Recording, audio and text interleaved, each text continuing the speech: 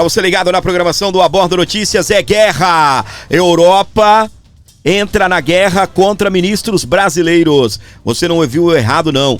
Esse deputado que está do lado do jornalista Paulo Figueiredo, ele vai trazer uma revelação bombástica para você. O nome dele é Marcos Santos. E eu vou colocar na tela que os ministros estão sendo alvo de investigação em Portugal e essa investigação pode se estender ao Parlamento Europeu. É a Europa de olho nos ministros do STF. Rodou. É possível, o senhor acabou de dizer que já há uma investigação interna do partido a respeito da situação do Brasil, Gilmar Palusa e Alexandre de Moraes. Há a possibilidade de se fazer também no Parlamento Português audiências públicas e investigações parlamentares a respeito desses assuntos? Há também uma forte possibilidade de estendermos o trabalho que tem sido feito nos Estados Unidos pelos patriotas brasileiros. Inclusive o Eduardo, que é muito meu amigo também, esteve aqui em 2024, ajudou na minha campanha quando eu fui a minha primeira eleição, a primeira vez que fui eleito em 2024, o Eduardo esteve aqui no Parlamento Português, me deu uma ajuda muito grande e aproveitar aqui esse espaço para mandar um forte abraço aí para o Eduardo e força para ele e para a família dele. Mas há sim essa possibilidade. Aqui também, além do Parlamento Português, nós temos o Parlamento Europeu. E no último ano nós elegemos 2 deputados do Parlamento Europeu, o Partido Chega, e além dos deputados que nós temos no Parlamento Europeu, nós também estamos num conjunto de vários deputados de outros países aqui da União Europeia, que é a família Patriots.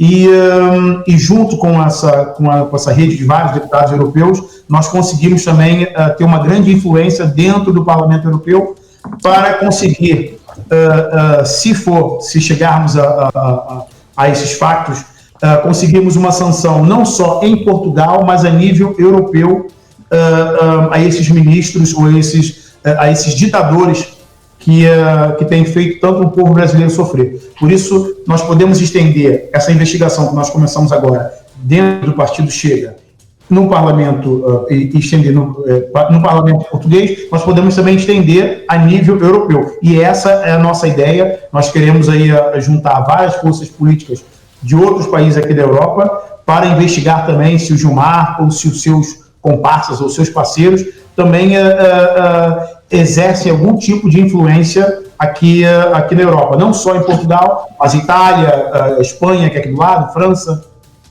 Então, é uma investigação que pode se estender para o resto da Europa. Eu digo isso porque o senhor tem ciência que neste momento está acontecendo o chamado Fórum de Lisboa, que nós carinhosamente apelidamos lá no Brasil, um nome que tomou já todos os jornais, que é o Gilmar Palusa, né? Que é um evento organizado pelo ministro Gilmar Mendes, do Supremo Tribunal Federal. Ele conta com a presença de outros ministros do STF, incluindo o Alexandre de Moraes, incluindo o presidente da Corte, ministro Barroso, tem ministros de tribunais superiores, tem deputados, tem senadores, tem a elite empresarial brasileira, os advogados lobistas do Brasil. Curiosamente, o governador de São Paulo, Tarcísio, também está no evento. Várias pessoas cujas empresas têm processos no STF, ou seja, têm interesse direto. Então é fato incontestado que serve como uma plataforma de lobby e de troca de favores.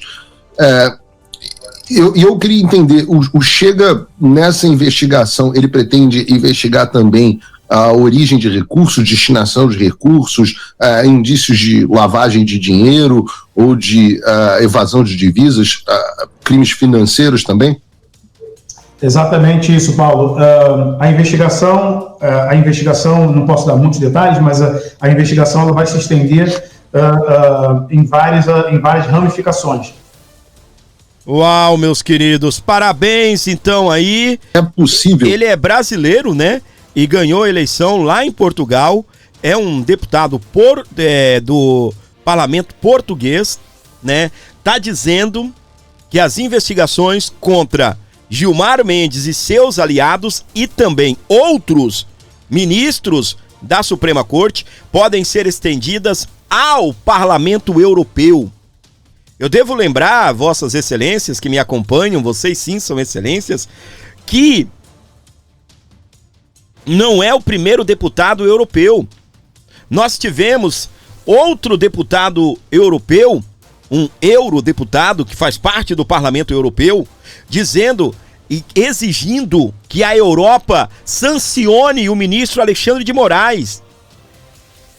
Então há sim essa grande possibilidade, segundo mais esse parlamentar, né, ou esse parlamentar que está dizendo, o Marcos, que é possível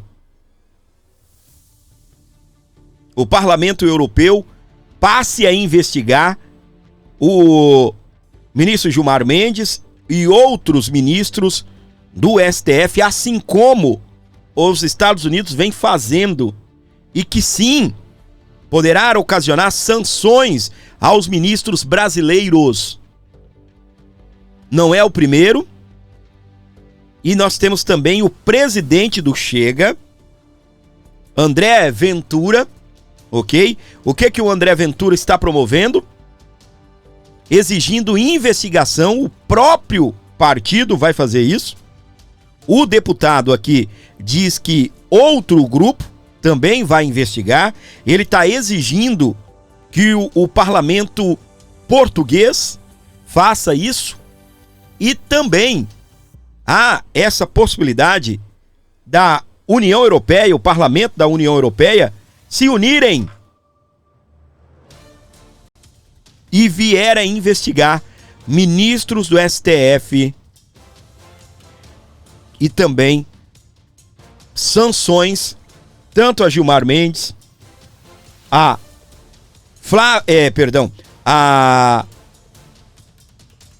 Alexandre de Moraes poderão se achegar. O jornalista português trabalha em cima de denúncias, inclusive há um filme, um relatório, um documentário, Alexandre de Moraes, o falso juiz, que ele produziu, está pronto, está prestes a ser lançado. Ele também fala aí de denúncias contra Gilmar Mendes lá em Portugal. Ele concedeu uma entrevista aí à Oeste, ao programa Jornal da Oeste, e eu quero trazer para você aqui, para você relembrar as falas de um jornalista europeu. Vamos lá. Gilmar Mendes, que está envolvido em imensos esquemas obscuros. Ele que, como sabemos, é quem manda no STF, um órgão que, em vez de promover a justiça, na minha opinião, está a promover a perseguição, a injustiça, está até a promover corruptos e criminosos. Mas falando aqui de Portugal, então, os tentáculos de Gilmar Mendes há muito tempo que estão aqui em Portugal. Ele é dono de uma faculdade e vem aqui a Portugal várias vezes por mês. Ele vem cá verificar supostamente o desempenho da sua instituição, mas com o governo aí brasileiro a custear essas suas viagens privadas. Agora vejam bem, só o ano passado, 2024, ele viajou para aqui, para Portugal, cerca de 40 vezes. Isto quer dizer também uma coisa, quer dizer que ele falta muito aos seus trabalhos no STF, porque parece que está mais interessado nos negócios particulares aqui no meu país do que trabalhar no seu verdadeiro emprego. E atenção que quando Gilmar Mendes vem aqui a Portugal, não é só pela sua universidade, não é só pelos negócios, não é só pelo dinheiro, pela luxúria, pelo acesso a prostitutas e tudo mais que o cativa a vir aqui.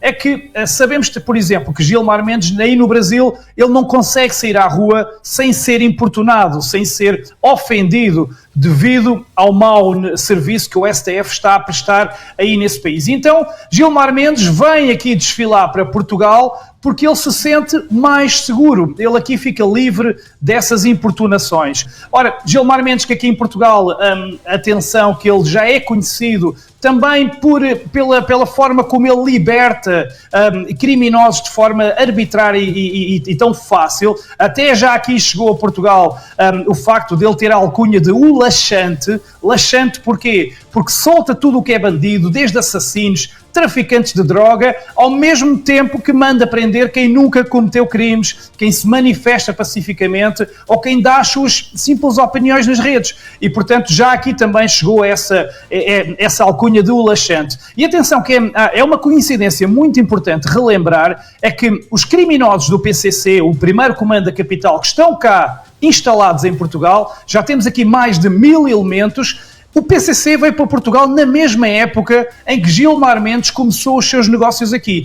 Isto obriga-nos a perguntar se há alguma relação, porque assistimos a Gilmar Mendes a ser o laxante, e depois, claro, é a tal questão do dinheiro, nunca vimos Gilmar Mendes explicar de onde é que vem tanto dinheiro, como é que ele pode ter um património aqui em Portugal, em terras lusitanas, tão grande, repito, sendo um mero funcionário público. E ainda por cima, um funcionário público péssimo, medíocre e que falta ao serviço para tratar dos seus negócios privados. E negócios privados que, como sabemos, incluem também coisas obscuras aí junto da CBF, da Confederação Brasileira de Futebol, como já se viu em tantas outras notícias, mas aqui deixem-me dizer-vos, o esquema junto da CBF não é nada comparado com o que ele anda a fazer aqui em Portugal. E esse enriquecimento de Gilmar Mendes aqui em Portugal não é de agora. Por exemplo, na revista Cruzoé de 2018, aparece Gilmar Mendes e aparece logo na capa a questionar de onde é que vinham tantos milhões. Ele surge com aquela sua famosa feição de sapo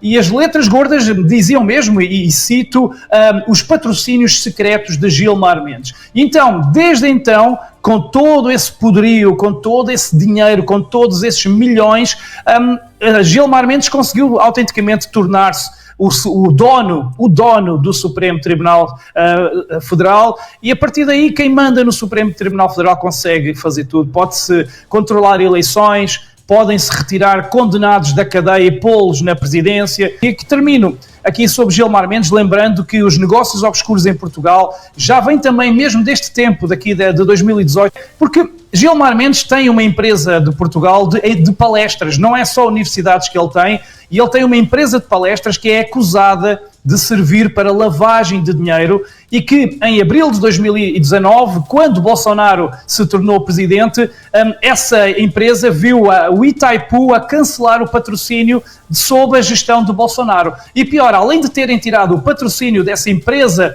de palestras de Gilmar Mendes, nesse mês foi exonerada do conselho do Itaipu a ex-mulher de Gilmar Mendes. Então, nessa altura, começou curiosamente uma perseguição a Bolsonaro, começou-se a querer tirar Lula da prisão, começou então tudo aquilo que sabemos, muito do filme que sabemos agora. Muito bem, então tá aí um corte, né, da entrevista aí do querido jornalista português Sérgio Tavares, falando aí a respeito da visão de que os portugueses têm aí do ministro do STF, o Gilmar Mendes, beleza? E aqui, meus queridos, o que acontece? O Gilmar Mendes, como eu disse para você, ele pode ser investigado tanto pelo partido de oposição, partido de direita, né? O Chega, que tem a maioria lá em Portugal, tanto pelo Parlamento português e o Parlamento Europeu. Aí entra Alexandre de Moraes, entra também Barroso, outros ministros da Suprema Corte, ok? E o que acontece? Que eu quero destacar para você também as falas do Gilmar Mendes, ok? Aqui na tela do Abordo Notícias para você que tá ligado comigo. Não tememos nenhuma investigação, diz Gilmar Mendes, sobre o Fórum de Lisboa. O ministro do STF afirma que Gilmar Palusa é absolutamente transparente. Fala se dá após o líder do partido português, o Chega, André Ventura, dizer que iria investigar o evento. Então, segundo Gilmar Mendes, ele não tem nada a temer. Até porque, se tivesse, ele não iria falar, né? André Ventura, por favor, não nos investigue, tá bem? É só uma colocação aqui para você que acompanha o nosso canal, onde você estiver com a gente. Aqui, ó, o bicho pegou fogo, tá bem? No evento que está acontecendo em Portugal, o Gilmar Palusa, ou o Fórum de Lisboa, no dia 2, no segundo dia, né? André Mendonça condenou métodos de Moraes. Ministro ressaltou a importância de respeitar a Constituição. Rapaz! Vamos lá? Durante o tradicional evento jurídico promovido em Lisboa pelo ministro Gilmar Mendes, conhecido informalmente como Gilmar Palusa, o ministro do Supremo Tribunal Federal, STF, André Mendonça, foi aplaudido ao condenar de forma elegante os métodos que têm marcado a atuação de seu colega Alexandre de Moraes em inquéritos conduzidos pela Corte. Em seu discurso, Mendonça destacou que o Supremo enfrenta um grave problema de credibilidade perante a sociedade brasileira. Segundo ele, é necessário recuperar a confiança do povo, abalada por práticas que classificou como de caráter inquisitório, em que o mesmo ministro instaura, revisa e julga procedimentos. Olha isso, hein? Olha isso, minha gente. Ele explodiu tudo contra o Alexandre de Moraes. A nossa atuação tem que ser pautada pelo devido processo legal. Vou finalizar aqui porque eu vou colocar o vídeo, tá bem? Vamos lá. Então não vou explanar a fala do ministro, eu vou colocá-la para você ouvir, tá bem? O evento reuniu ministros do STF, magistrados portugueses e outras autoridades. As críticas de Mendonça referem-se especialmente a investigações como os inquéritos das fake news e dos atos antidemocráticos conduzidos por Moraes, que acumula o papel de investigador e julgador, situação que tem sido alvo de questionamentos por juristas e parlamentares. A fala repercutiu fortemente entre os presentes e foi seguido por aplausos, sinalizando que a parte da comunidade jurídica compartilha das preocupações quanto aos limites do poder do Supremo e a necessidade de garantir maior imparcialidade e respeito ao contraditório. Gilmar Palusa ocorre anualmente em Lisboa, sendo um fórum de debates jurídicos e na prática também se tornou um espaço de articulação política e de exposição de divergências internas do STF. Neste ano, ganhou ainda mais destaque pelo tom crítico adotado por Mendonça, em contraste com a postura de ministros que defendem a condução dos inquéritos excepcionais. Gente, ele não só botou para quebrar aí em cima do ministro Alexandre de Moraes, como também foi aplaudido. Só uma curiosidade para você, não sei se você tá sabendo. Sabe quem tá lá? O cara da direita caviar, meu amor. Tarcísio de Freitas está lá no evento, tá bem? Ou esteve, né? Vou trazer aqui para vocês a fala do ministro, tá? O áudio tá um pouquinho não muito legal, vou pedir paciência para você, por favor, também não saia desse vídeo, fique comigo porque eu ainda tenho muita coisa aqui para ser explanado no programa, então, né, não é pelo áudio ruim que eu quero perder a sua audiência, peço para você essa paciência, o que importa é o conteúdo, é a hora de você de repente aumentar o volume, colocar um fone de ouvido, sei lá, ficar mais próximo aí do seu dispositivo, para você entender a fala importantíssima aí do ministro da Suprema Corte lá em Portugal e foi aplaudido pela comunidade jurídica que estavam participando ali desse momento que ele estava discursando. Podemos nos fazer de surdos para isso, ou nós podemos fazer uma autocrítica, uma análise e tentar melhorar para o futuro. Eu acho que esse é o papel da democracia. Portanto, eu tenho certeza que, em função desse quadro, no futuro, nós teremos, se não hoje, mas a partir desse quadro, discussões de pelo menos 3 horas. Em primeiro lugar, foi tratado aqui ontem a necessidade de uma reforma administrativa no nosso país.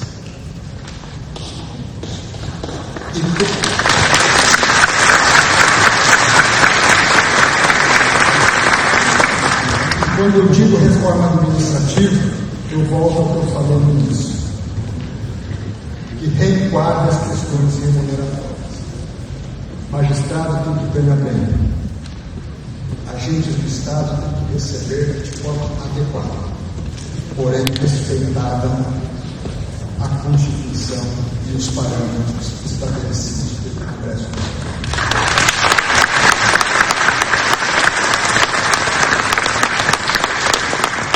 Segundo ponto, a necessidade mais profunda do que uma reforma administrativa, uma reforma do Estado.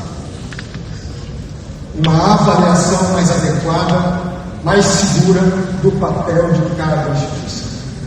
Isso envolve executivo, isso envolve legislativo, isso envolve judiciário. Onde, nessa discussão, não são as instituições em si quem tem que ganhar ou quem pode perder, mas é o Estado brasileiro e é o povo brasileiro. No âmbito do judiciário, uma reflexão sobre as causas do excesso de judicialização.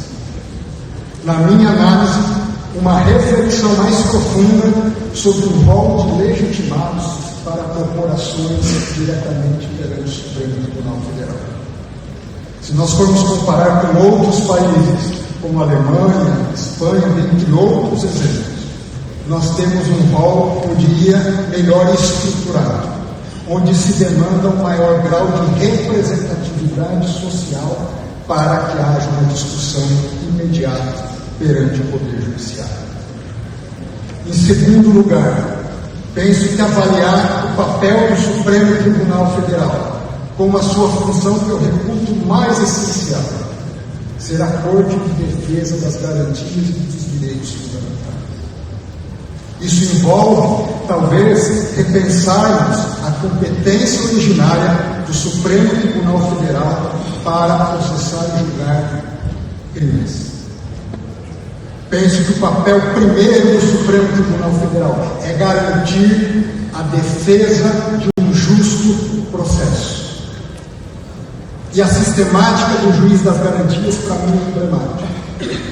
O juiz que faz um processo investigativo não é o que julga. E o que revisa o julgado não é o mesmo, é o outro. São os mecanismos de freios e contrapesos internos dentro do próprio sistema de justiça. Ai, meus amores, esse é o momento, né, que as pessoas olham assim e falam: nossa, quem convidou ele? Quem chamou ele? O que ele está fazendo aqui? Quem convidou ele? Quem chamou ele? Parabéns ao André Mendonça, que, sem dar tapa na mesa, sem afrontar ninguém, deu o recado na frente ali de todo o mundo ali da área jurídica, os juristas, e ainda foi aplaudido defendendo, né, o devido processo legal, aquilo que nós sempre defendemos aqui nesse programa, que quem é o investigador não pode ser o julgador, a vítima não pode ser o juiz, não é isso? São coisas que acontecem na nossa Suprema Corte.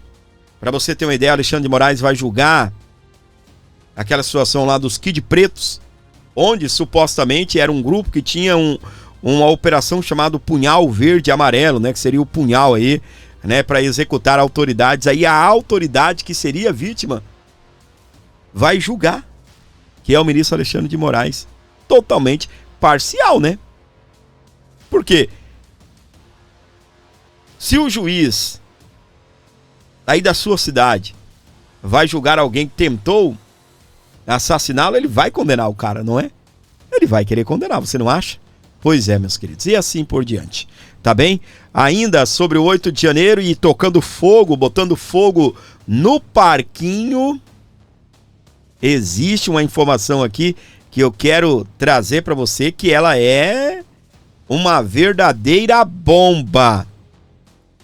Eu tenho falado aqui, meus queridos, que nem sempre uma pessoa só, tá bem?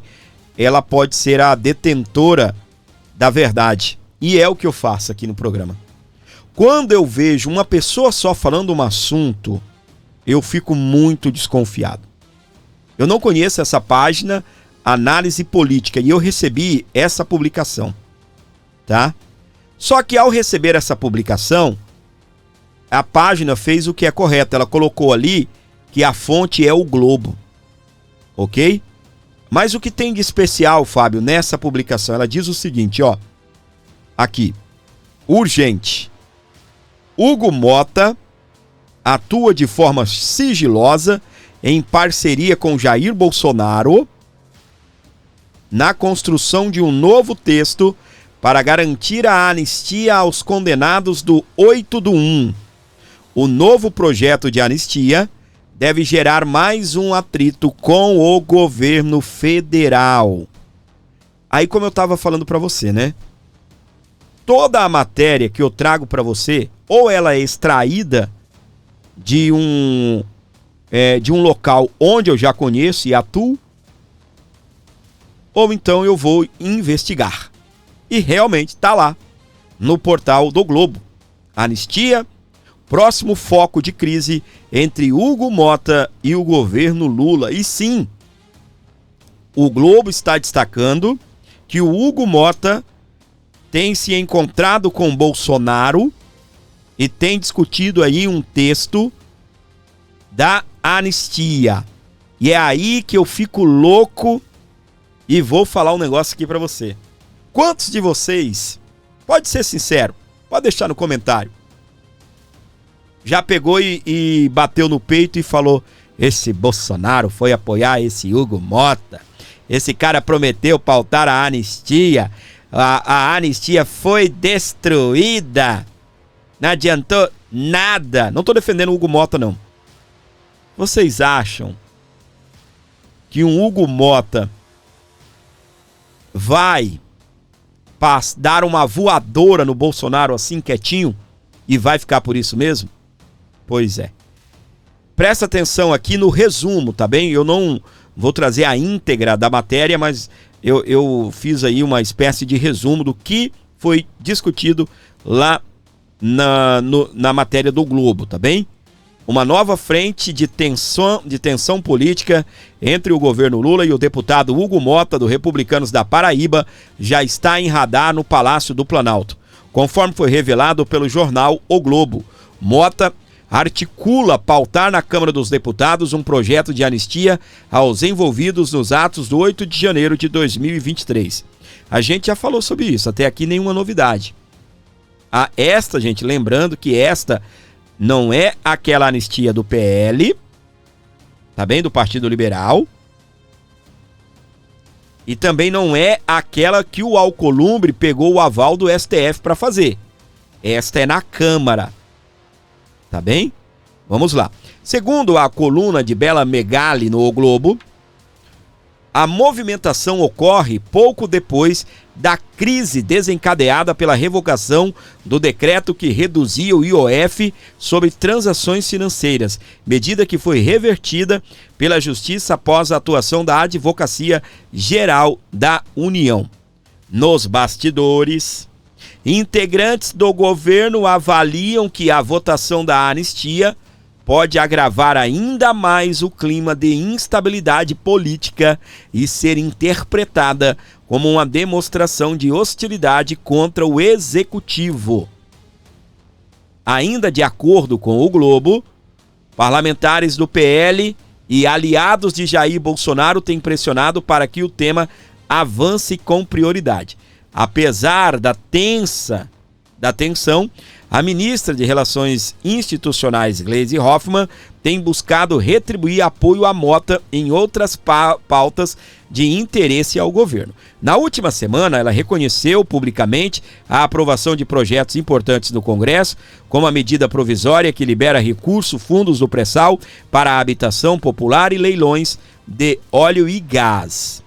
O projeto de anistia, segundo a reportagem, não inclui o ex-presidente Jair Bolsonaro, que responde à ação penal no Supremo Tribunal Federal por suposta tentativa de golpe de Estado. Mesmo assim, líderes bolsonaristas, entre eles o senador Flávio Bolsonaro do PL do Rio de Janeiro, trabalham para acelerar a tramitação da proposta, com articulações envolvendo o presidente do Senado, Davi Alcolumbre, do União Brasil do Amapá. A sinalização de Mota deve levar a anistia adiante, representa um novo teste de força entre o Legislativo e o governo Lula, que tenta manter o apoio de partidos do Centrão em meio a um cenário de sucessivas disputas políticas.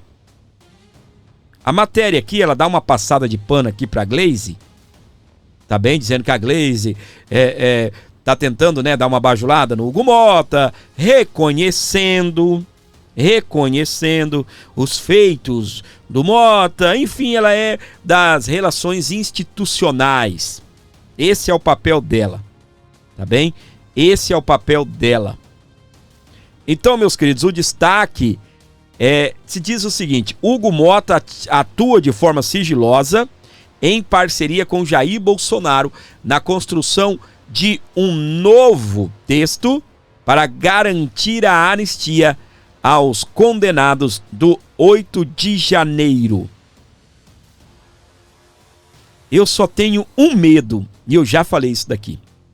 Depois que derrubaram o IOF,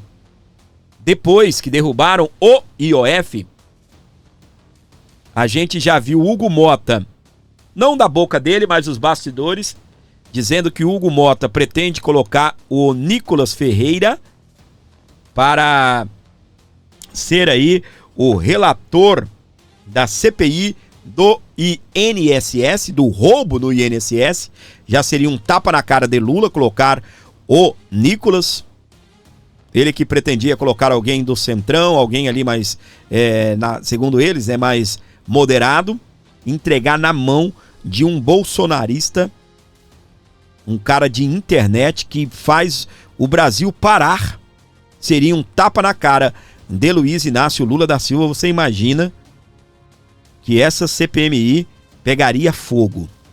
Aí depois a gente já vê o Hugo Mota sinalizando aí a adesão de um novo texto que não inclui Jair Bolsonaro e, segundo aí os bastidores da política, um texto que vem sendo articulado com o próprio Jair Bolsonaro, líder do PL, e outros parlamentares aí, inclusive um dos filhos do Jair Messias Bolsonaro, o próprio o Flávio Bolsonaro. Vamos adiante. O meu medo, e vou dizer para vocês, é um medo mesmo, é que tudo isso caia a partir da próxima semana. Por quê? Ele, Hugo Mota, a gente já viu notícias aqui que já conversou com Alexandre de Moraes, lá em Portugal, sobre o IOF, e o Alexandre de Moraes é o relator, tá? Então eles já tiveram uma conversa. Não sei como será o posicionamento de Hugo Mota assim que ele retornar ao Brasil. Porque, meus queridos, o que acontece com esse Congresso Nacional? O Congresso que é nosso, que é a nossa casa, que nos representa, é a casa do povo.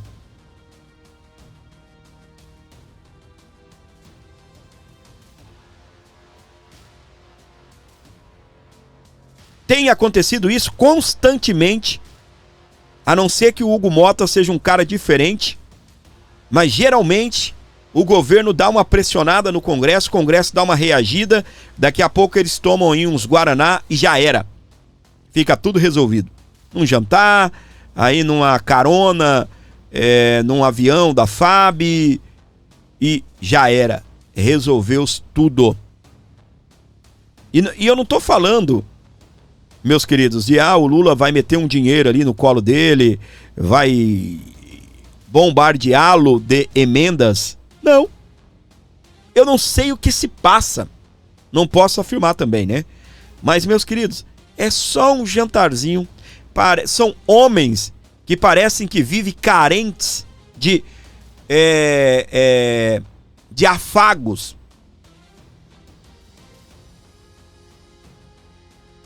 Aparentemente, pelo menos era assim antes a Hugo Motta. E não sei, não posso afirmar se o Hugo Motta também será desse naipe. Mas vocês se lembram muito bem que Arthur Lira chegou a bater no peito: eu vou colocar 5 pautas da direita. Eu vou pautar 5 CPMI. Vocês se lembram disso? Eu vou pautar 5 CPMI, viu? Tudo de interesse da direita. É ser muito... Sabe, minha gente, eu não quero, entendeu? Entrar em algumas falas de ataque, principalmente nessa postura, né? Não faz parte aí da minha índole, entendeu? Mas tem que dar vontade de dar, entendeu? Que dá vontade de dar. E aí o que acontece? É muita vagabundagem quando você vê um presidente de Câmara ficar pegando pedido de CPMI ou pedido de impeachment e esfregando na cara do presidente. E aí o presidente chama para conversar, para comer uma lagosta, tomar um uísque. E olha que esse aí gosta do uísque, ele gosta de beber no gargalo, né? Vocês se lembram, né? Lá no São João, ele bebendo no gargalo. Populismo, né, minha gente? Populismo. O cara tá no meio do povão, quer dar um lá de pobre, quer dar um de populista, vai tomar o uísque no gargalo. Não é isso? Não tô nem dizendo que o cara seja cachaceiro, porque política é desse jeito. Odeia café, mas bebe café na casa de todo mundo que passa. Talvez nem gosta de uísque, mas para fazer uma moralzinha ali, com o eleitorado ali, ele toma até no gargalo. Deve sentar no chão, não é? Comer espetinho, não é isso? Pois é, meus queridos. Político é desse jeito. Pastel na feira. O Bolsonaro e outros aí que a gente conhece, a gente sabe que são diferentes, não é? Então, o que acontece? O meu medo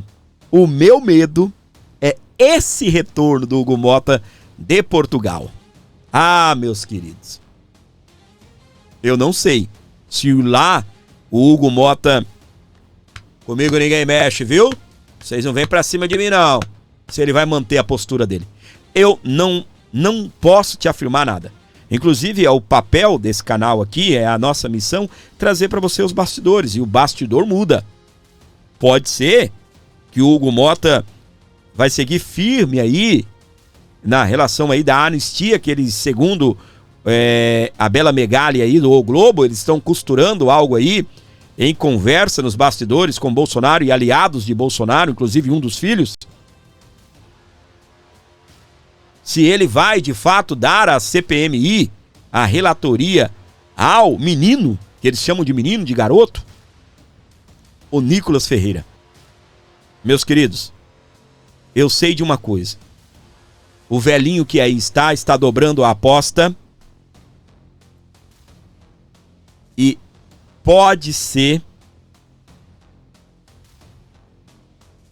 possa ser, tá? Que, de uma certa forma, as coisas mudem.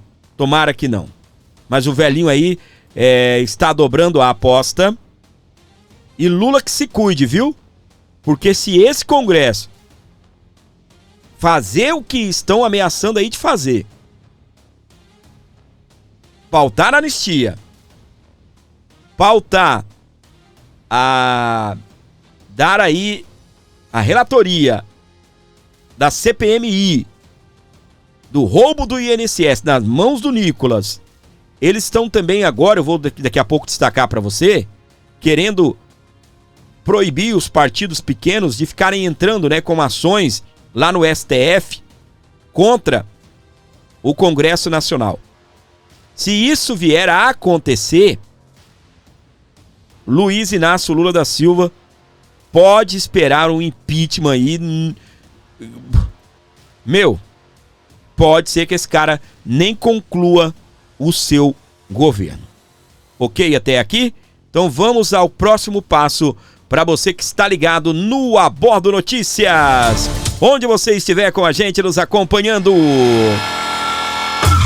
Na tela, Boulos comemora a invasão à sede do Itaú na Faria Lima. De acordo com o deputado, o prédio foi escolhido por simbolizar a concentração da riqueza no Brasil. O que acontece? A esquerda, na manhã desta quinta-feira, dia 3, ontem, né? Tiveram a pachorra, a coragem e foram lá para Faria Lima e invadiram o prédio mais caro do Brasil. Segundo eles, um símbolo do capitalismo.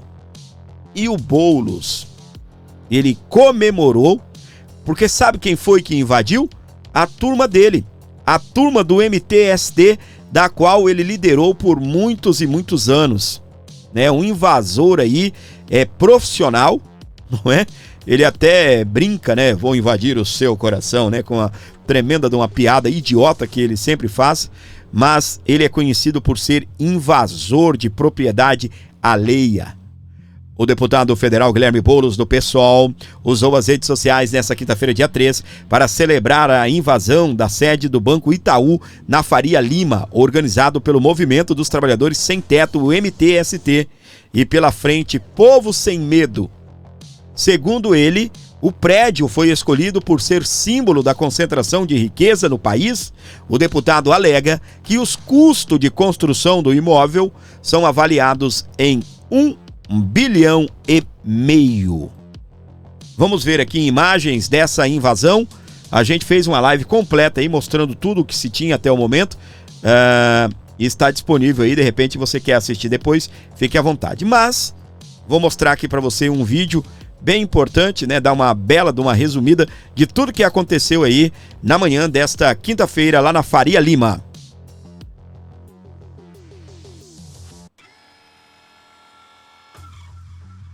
Tem música? Tem áudio? Tem. Olha isso. O exato momento que eles invadem aí o prédio do Itaú, o prédio mais caro do Brasil, mais valorizado, um investimento de 1,5 bilhão de reais. Olha isso, não é milhão não, é bi, tá bem? Olha isso.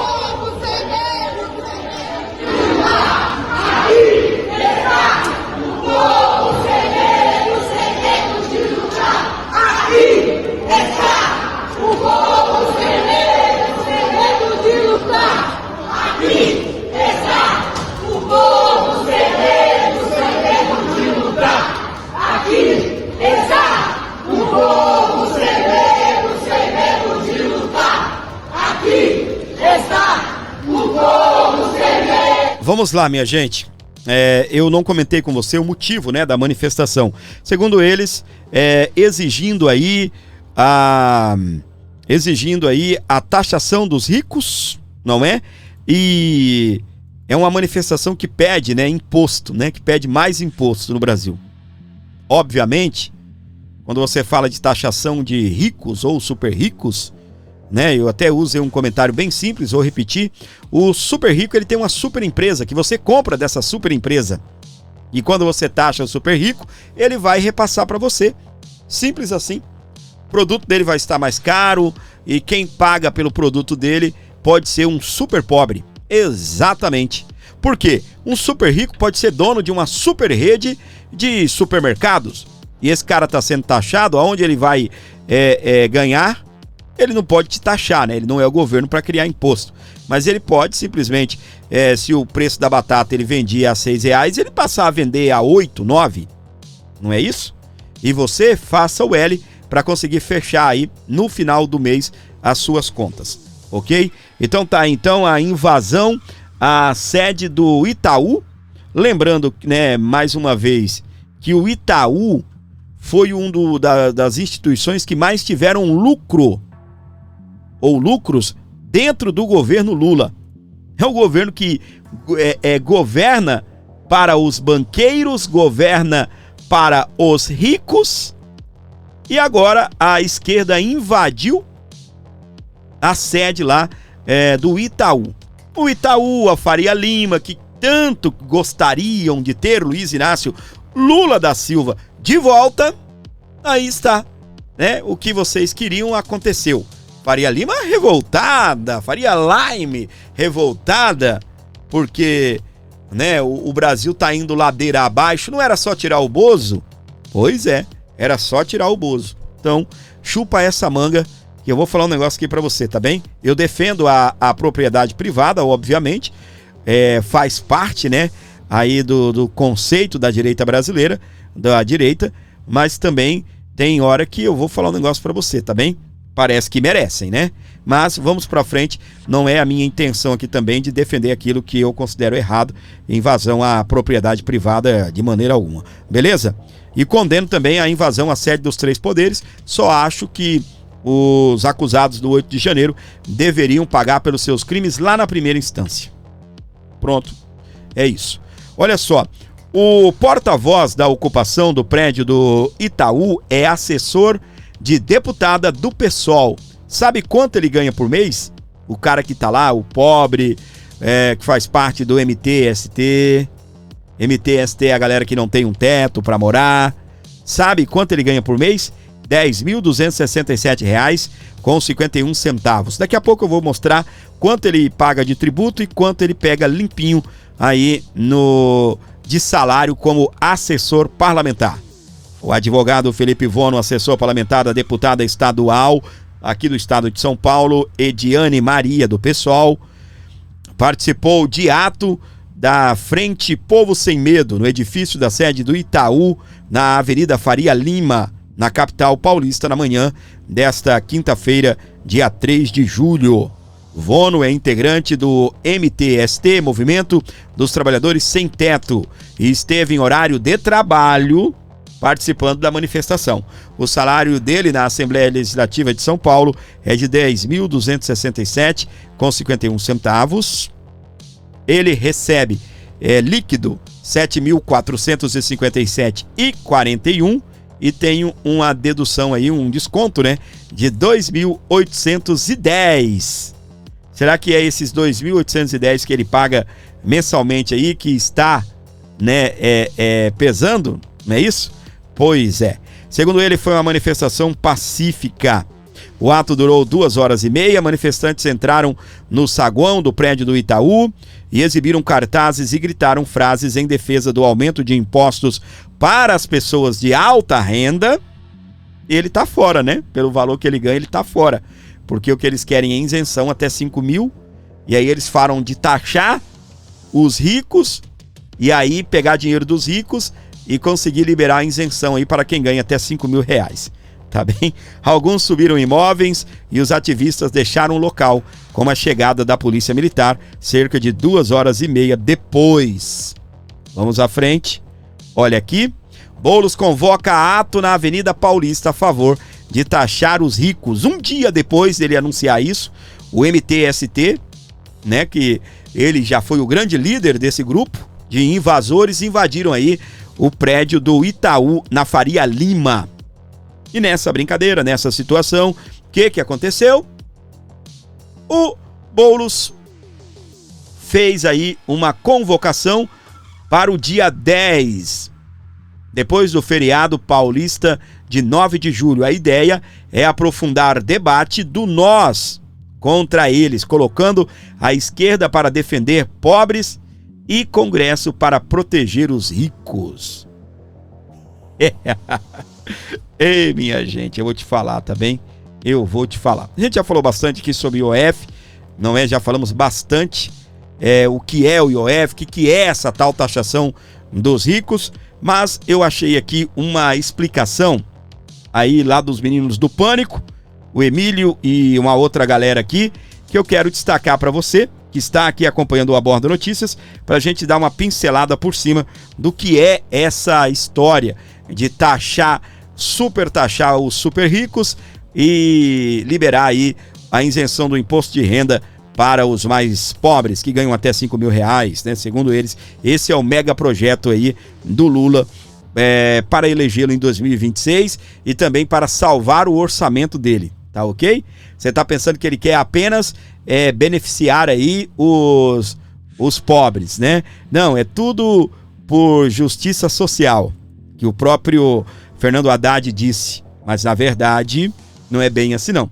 Lula está correndo um sério risco de não conseguir cumprir a meta fiscal e aí, meu querido, o grosso entrar no dele também. O IOF do Haddad não tem nada demais. O Haddad quer que as BETs paguem imposto de renda, que as FATECs paguem imposto de renda, que os bancos paguem imposto, tá? Não é imposto de renda, é pagar um pouquinho só, para a gente poder fazer a compensação. Eles acham que o IOF é o imposto para rico. Por quê? Porque Sim. Ele fala, não, isso é só coisa de cartão. É isso mesmo ou não? Não, claro que não, né? Por quê? Porque o IOF, por exemplo, ele tá nas operações de crédito. Então, se ele encarecer o crédito, você vai comprar um carro, por exemplo, uma empresa... Qualquer coisa. Tem IOF, né? Então, se encarece... Qualquer operação financeira, eles cobram o IOF. IOF, exatamente. E o objetivo era zerar o IOF para entrar no OCDE. Isso. Porque os países participantes... O OCDE é o quê? País bacana.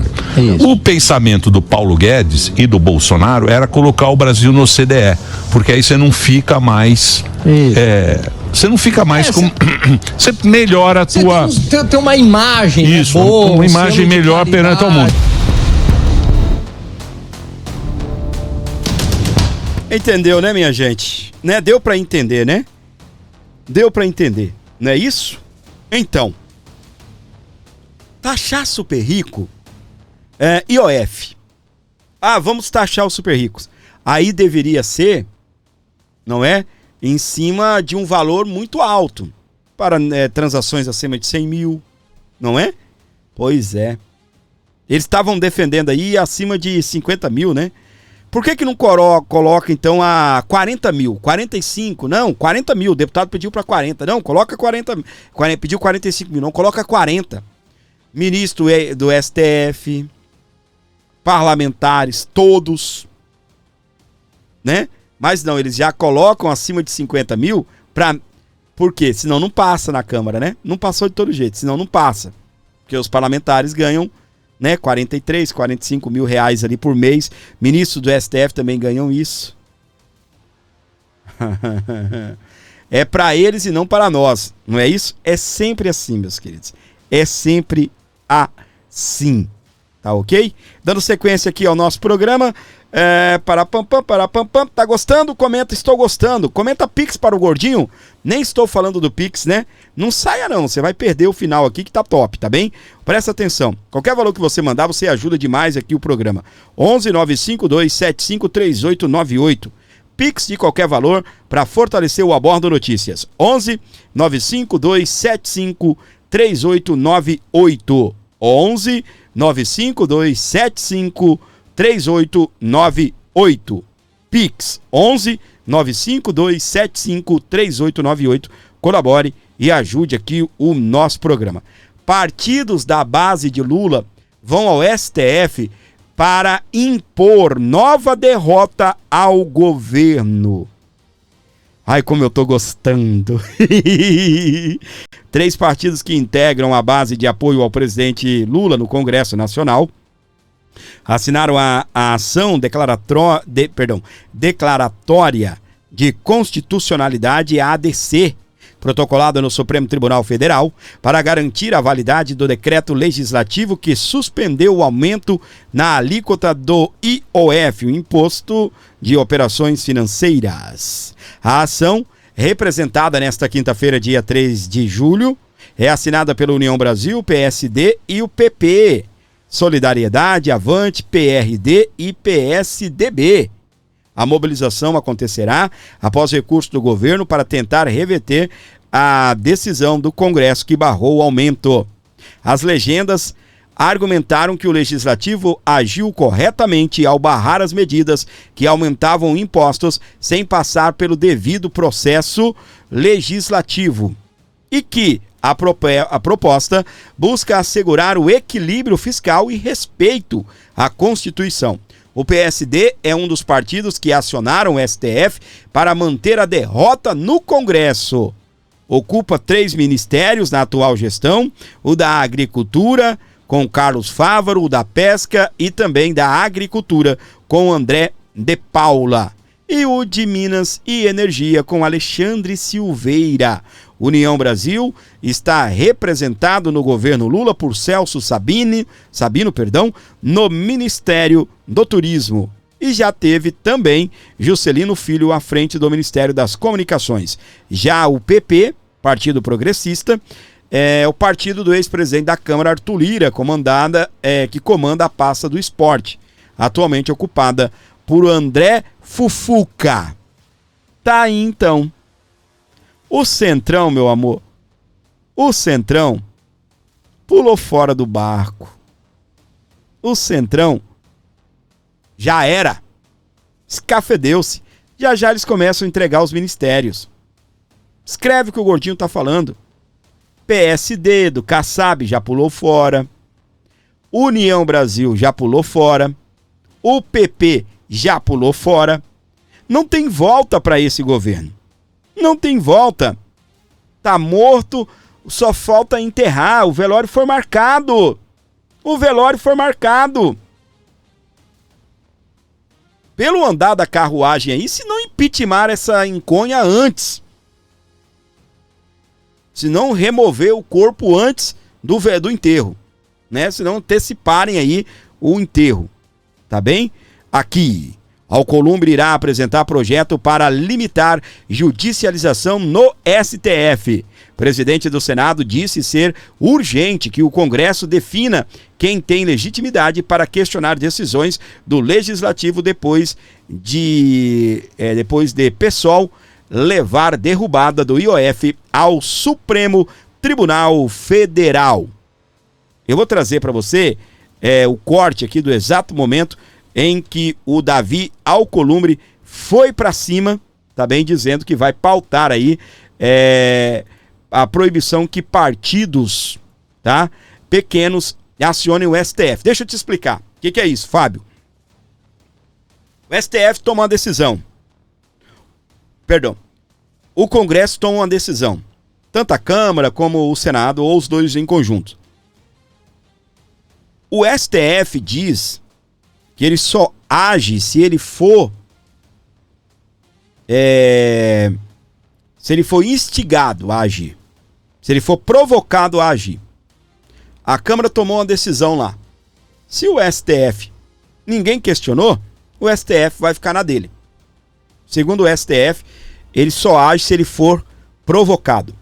O que acontece quando a gente tem um governo que não respeita a individualização dos poderes? Quando o Congresso Nacional toma uma decisão, juntar ali 2, 3 deputados e provocar o STF é obrigado a julgar aquilo. Tá? Aí o que acontece? Agora, o Davi Alcolumbre está tomando uma atitude que impede esses partidos menores. O que esses partidos menores que parece um menino birrento, sabe o dono da bola? Não, se eu não jogar, eu pego a minha bola e vou embora. O que ele faz? O que eles fazem? O Congresso tomou uma decisão. Eles vão lá e acionam o STF, a Suprema Corte. E o que acontece nessa situação? O que nós estamos vendo é a Suprema Corte. Tapa na cara do Congresso. E o Alcolumbre está tomando uma atitude correta, que já era para ter sido feito isso lá atrás, se eu não estou enganado, o próprio Rodrigo Pacheco tentou fazer isso, né? Ou cogitou. E com urgência no Congresso Brasileiro, em relação aos legitimados que podem acessar o Supremo Tribunal Federal para questionar qualquer lei votada no Congresso. Esse é um problema seríssimo que nós temos no Brasil. Todo mundo pode acessar o Supremo e depois fica as críticas aqui em relação às decisões do Poder Judiciário brasileiro, da Suprema Corte. Hoje está muito aberto isso. Todo mundo pode acessar e questionar qualquer coisa, entrar com madinha em relação a uma legislação votada pelo Parlamento brasileiro. Então, eu acho que Vossas Excelências estão fazendo ponderações adequadas. Acho que o que o senador Espírito Homem fala tem razoabilidade em relação a enfrentarmos esse assunto e modernizarmos a legislação a partir de um entendimento do Supremo Tribunal Federal. Eu não tenho a capacidade jurídica e intelectual do presidente Rodrigo Pacheco, mas eu entendo que que nós temos que tomar uma providência em relação a isso. E com urgência no Congresso brasileiro. Tá, então, meus queridos. E o Arthur Lira também, ele já declarou ser favorável, tá bem? Eu não sei quão importante é, né, a atitude agora do Arthur Lira, né? O Mota foi indicado pelo Arthur Lira, né? Não sei se o Arthur Lira, se o Mota vai defender também, acredito eu que irá também defender, tá bem? Arthur Lira se posiciona a favor de proibir os partidos menores do Congresso de acionar o STF com projetos inconstitucionais. A mobilização das lideranças no Congresso ocorre após o PSOL acionar contra a derrubada do decreto presidencial do IOF. Gente, Luiz Inácio dobrou a aposta. O PT, ele foi lá e dobrou a aposta. Meus queridos, você não tem noção. O Lula pode estar entrando numa bomba. A minha preocupação é esse encontro do Hugo Mota lá em Portugal com Alexandre de Moraes, com Gilmar Mendes, tá bem? Eu não sei como retornará o Hugo Mota aí de Lisboa, tá bem? Vamos tentar entender essa semana. Mas o Lula dobrou a aposta, fez reunião com 200 influenciadores para atacar o Congresso, para atacar a derrubada aí do IOF, tá bem? 200 influenciadores. Você pode ver, eu fiz a live aí falando a respeito aí da invasão que teve lá na Avenida Faria Lima, ou rua, né? Não me lembro, na Faria Lima. O que acontece, meus queridos? O que veio de petista na live, que os caras, né? Quando você coloca, né, manifestação e tal, os caras querem ver o que aconteceu, né? Manifestação da direita e da esquerda, eu coloquei. Veio uma galera da esquerda ver. E os ataques, meus queridos, todo mundo falando a mesma língua. Não, que é o dólar. Né? Tem gente que é burro demais. Não, é porque é o dólar. Rapaz, não vou ficar repetindo, mas taxar IOF é para todo mundo. Mesmo que você não faz uma operação financeira de grande valor, uma vez ou outra você precisa usar um créditozinho ali que você tem na conta, o limite, o cheque especial, né? Que é o limite da conta. Né? Você pega e fala, caramba, dia 30, recebo dia 5, dia 6, vou usar aqui um pouco, né? Aí vou, para poder cobrir ali quando eu receber. Enfim, você vai entrar ali no impostozinho a mais do que o atual, tá bem? Não adianta. IOF é para todo mundo. Uma hora você vai comprar uma geladeira, um fogão moderno, uma lavadora de roupas, e aí você vai sentar no IOF também. Vai escorregar na banana e cair com a bunda no chão. E o que acontece? Eles estão organizados. E eu quero que o Lula dobre a aposta. Eu quero que o Lula chame, tá bem? Eu quero que o Lula chame, tá bem? Eu quero que ele chame mais 300, 500 influenciadores digitais. Pode chamar, Lula, tem problema não. Eu quero que pegue fogo mesmo, que daí o Hugo Mota ficará louco da vida, ok? E aí o que nós vamos ver? Daqui a pouco eu quero ver esse pessoal aí, ó, sapecando o impeachment dele, tá bem? Aí eu quero ver, tá bom? Pessoal, o nosso Pix aí para você ajudar o programa tá na tela. É 11 95275 3898. 11 95275 3898. 11 95275 3898 para você ajudar aqui o nosso programa. Flávio Dino classifica a internet como espaço de extermínio e ataque à política. Ministro vê ambiente digital como cenário de beligerância e critica excesso de decisões atribuídas à corte. E critica, né? E critica excesso de decisões atribuídas à corte. É o que está classificando aí o Flávio Dino. Vamos lá, dando sequência aqui, ó. Já o André Mendonça, ele criticou o STF e defende a regulação da internet via Congresso. Ministro reafirma o voto vencido sobre as Big Techs e alerta para riscos de limites da inteligência artificial na educação. Mais para frente, jornalistas e intelectuais assinam carta em defesa à liberdade de expressão. O documento alerta o risco do retrocesso institucional e defende a aprovação do PL da Paz, que propõe anistia aos presos do 8 de janeiro. Nós estamos vendo aí alguns jornalistas e também aí juristas que estão assinando esta carta, não é? Vamos lá então. Jornalistas, juristas e intelectuais lançaram na quinta-feira, dia 27, a Carta em Defesa da Liberdade do Estado de Direito e a Democracia. O documento alerta para o risco de um retrocesso institucional no Brasil. O texto também defende a aprovação do PL da Paz, que propõe essa anistia aos envolvidos nos atos do 8 de janeiro de 2023 e o fim do inquérito dos considerados ilegais no Supremo Tribunal Federal, STF. O texto também defende a aprovação do PL da Paz. Vamos lá.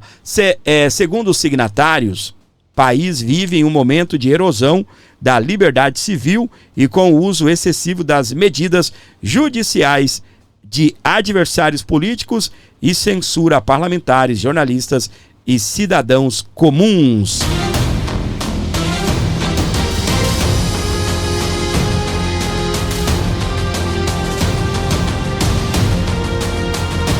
Para você que está aqui comigo acompanhando o nosso canal, onde você estiver, o Abordo Notícias tem sequência com você que acompanha aqui o Abordo Notícias. 11 952 75 3898 para você participar e interagir aqui com o nosso canal. 11 952 75 3898. Agradecendo seu carinho, sua audiência maravilhosa. Lembrando que você pode colaborar se inscrevendo e também ativando as notificações aqui do Abordo Notícias. Não se esqueça, gente, ajude o nosso canal. Nós estamos aí pleiteando, né, a chegada dos 120 mil inscritos no canal. Estamos com 119.618, né? Nosso canal continua crescendo aí, sendo um sucesso aí, e o pessoal se inscrevendo. Muito obrigado mesmo pelo carinho que vocês têm demonstrado aqui no nosso programa. Aproveita o momento final aqui para deixar um carinho no Gordinho aí, tá bem? Escreve aí: Gordinho, você conquistou o meu coração. Isso é para quem gosta, né, do Gordinho. Quem não gosta, não escreva não, tá tudo certo. Não precisa xingar não. Quer xingar, xingue, fica à vontade. Mas para quem gosta do Gordinho, escreva: Gordinho, você conquistou o meu coração. Jesus is the King. A informação com credibilidade. Abordo Notícias.